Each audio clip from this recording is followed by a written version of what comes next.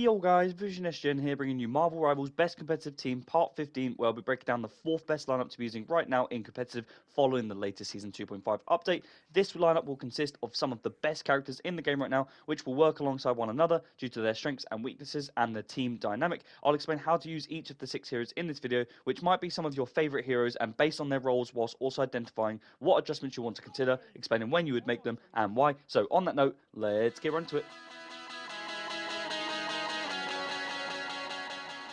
So as usual, I'll explain how to use each of the 6 heroes in this video based on their roles, whilst also identifying what adjustments you want to consider, explaining when you'd make them and why. And as for the roster itself, I won't be going over a guide as such on all of their individual abilities, as I've made guides for most of these heroes separately on my channel. But for the most part, I am assuming that anyone watching this video and learning about the best comp teams right now following the latest update is already fully aware of most or all of the heroes in the game and their abilities. Now in this video and going forward, I'm going to try and implement some different and more unique lineups for future episodes, because I appreciate you can only make so many of the best comp teams right now, but I'm trying to implement as many different sort of lineups with different heroes that are still meta. You just have to sort of work out where they're best suited and what are their strengths and weaknesses and so on. But of course, not all of these lineups will work in competitive depending on your rank as well as your skill level. You should probably try out some of these team comps in a more casual environment first, but for this episode to be in place, for you to be aware of how many different possible lineups there are for using different heroes that might be some of your favorite heroes in the game that are still viable, and for me to explain when and why you would use them, and also what adjustments you would want to consider in case they don't quite work out. Now as for this lineup, as usual, we'll be starting with the tanks, and for this setup we'll be using my personal favorite setup, which is a 2 tank setup, which also uses 2 sort of duelist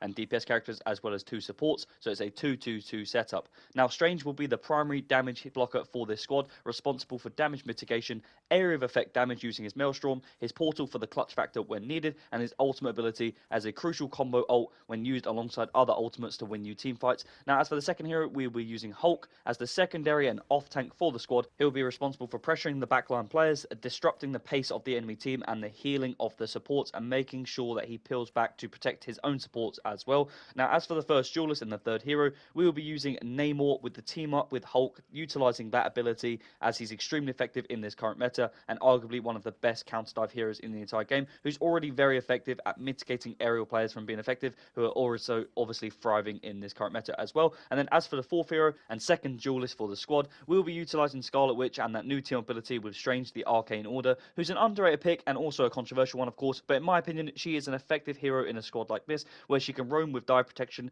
damage blocking, and act as the squad's executioner, a final hit specialist, using her auto lock on primary attack, and with the Arcane team ability with Strange, she can outlay some of the highest burst DPS in the entire game. Now as for the healers, we will be using a strong strategist comp for this squad, although the theme of this series and as of the latest episodes is to try and use different heroes that haven't been used in previous episodes. So for episodes 12, 13 and 14 we try and use different ones as the sort of the episodes progress. The remaining supports just wouldn't necessarily work for this lineup, and I didn't want to just put them in for the sake of it. So for this lineup we'll actually be using the 2 of the best strategists in the entire game, Luna and Loki. Now Luna will be crucial for her defensive ultimate ability and insanely effective healing output in this current meta, and Loki will be effective at providing ranged and splashed healing for the 2 vanguards, as well as his ultimate for the clutch factor, and used to mirror either Luna's ult defensively or an offensive ult like Strange's to win you team fights when needed. Now with a structured team, it's important to note that you will need to understand your team lineup and the strengths and weaknesses, i.e. this is a really good counter dive setup and used in more of those sort of unique situations. If you're playing against the likes of a Venom and so on, this is where this team is going to thrive.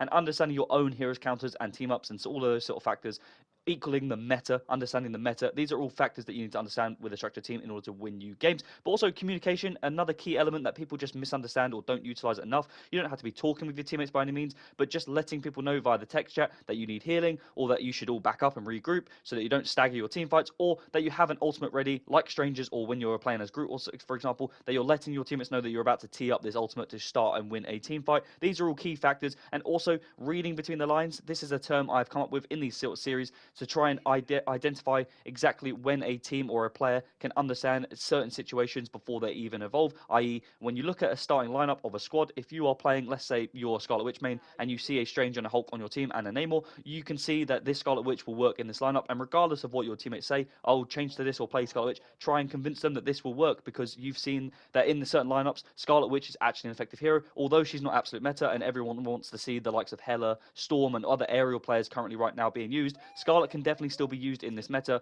and the purpose again of this series is to try and make you guys aware of which lineups and which team comps certain heroes are still really viable and still very effective. So for this lineup, the likes of Scarlet Witch, as my example, would be seriously effective. So it's understanding those factors and reading between the lines, something that I'm trying to address and help you guys understand, which is really important. Now, as for the bans, who you want to ban for the squad and why, and your team's counters are all important factors. And again, it comes down to your team strengths and your weaknesses, but for the most part, you will struggle against other aerial players in this setup unless your Namor is locking on. However, if your Hulk is banned, for example, and you can't really use Namor's team ability and Namor just isn't good in your team, then you're going to struggle against the aerial presence and the aerial meta currently right now. So just understanding these factors really important because, like I said, there are strengths and weaknesses of every different team comp that you can make up, and for the most part, certain teams just will struggle. So this is a really good counter dive setup that will work against dive threats. However, if there's an aerial presence and certain things, like I said, Hulk or Namor aren't in the squad, then you're going to struggle at eliminating those aerial threats. So just understanding that if you don't get a Hulk because he's banned, then make sure you either ban or change the squad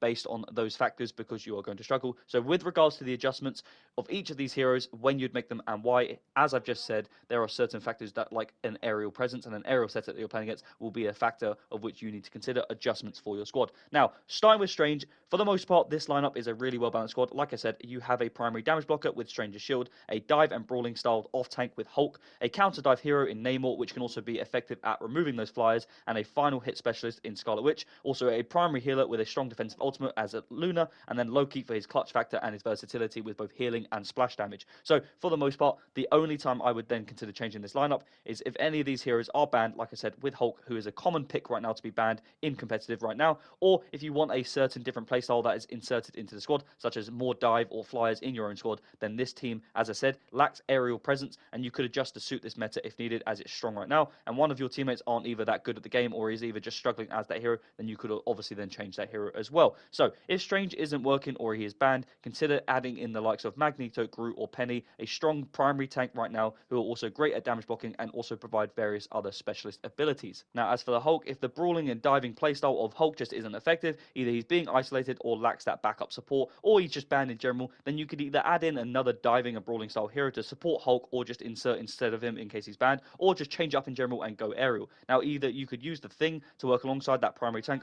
or you could even use Storm or the Human Torch again if you want to go aerial. As for Namor, if Hulk is banned or the other team has no dive threats, or Namor just isn't effective at countering those aerial threats, consider changing him to either another diving style hero such as Magic or even Psylocke, who's obviously meta right now, to work alongside the Hulk, or change to Mr. Fantastic, another really sort of off meta pick that people don't realize how good he is right now, to fight and brawl alongside the Thing if you add him in, and of course, or if you go for an aerial setup, then add in the likes of Storm and the Human Torch to work alongside together, which will change the team dynamic of course massively, but will give you that sort of aerial presence, especially on a domination game mode. If you were to switch it up for a round, it could really catch your opponents and the enemy team off guard. Now, as for Scarlet Witch, as a more controversial pick, as I've mentioned, if Strange is banned and she is no longer has that high burst DPS team ability that she gains, she lacks that range, of course, for aerial threats, then consider changing her to either Hawkeye for his range and snipe factor and the team ability, of course, with Luna, or Hela for the team ability again with Loki and strong mid-range burst DPS following the latest update with the extra ammo count. Now, as for Luna, as she's arguably the best support and primary support in the game right now, I would try and keep her as much as possible. However, if she's banned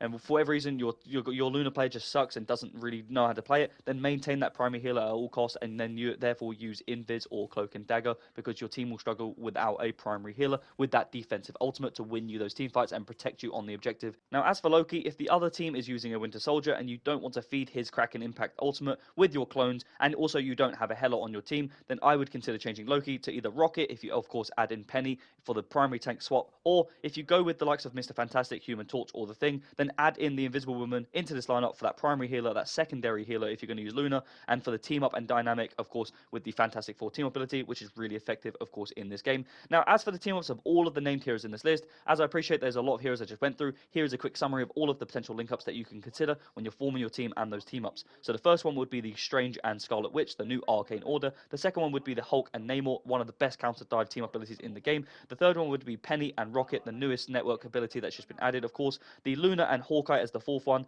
the Loki and Hela as the fifth one, and the Invisible Woman and the Fantastic Four heroes as the sixth one, depending on who you add into the squad. So, in summary, this lineup and team structure initially has a well-structured and balanced team comp, but of course lacks that ranged advantage and aerial presence. However, is a really strong and unique counter dive setup that would work for certain situations best than any other setup in the entire game, in my opinion. But it's key to understand who you need to change to, when, and why. However, with the adjustments that I've mentioned throughout the video, you should be able to flexibly alter each of the heroes where required, depending on whether your team is finding success off the break or whether or not the other team is making those adjustments throughout the game to counter this lineup. So just consider this throughout the game. And as I mentioned, this is a specialist lineup best suited for that counter dive presence. But if you notice the other team has a dive comp and you're really effective at doing so and countering that, maintain this team comp at all costs. However, if they have a lot of aerial players and you're struggling against that comp, then maybe make those changes as quick as possible. But anyways, guys, that's pretty much it for the most part. If you've enjoyed the video, don't forget to like and subscribe, and let me know down below if you have any alterations that you'd make to this lineup and why. If you have any cool clips or tips or tricks that you've learned about being a part or being involved with this setup, especially as one of these heroes and you main him, let me know down below in the comments and I'll get back to you. I'm Visionist Gen. I hope you enjoyed the video and I'll see you in the next one.